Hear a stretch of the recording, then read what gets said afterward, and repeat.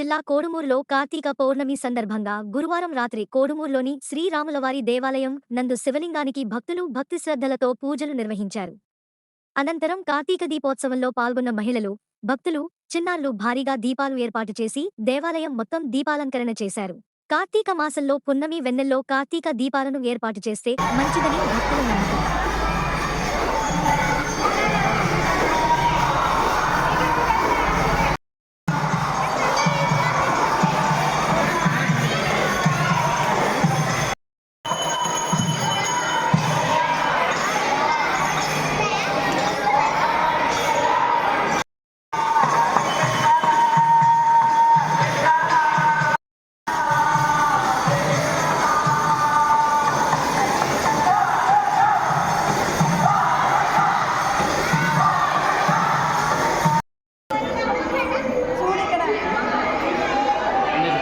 పండు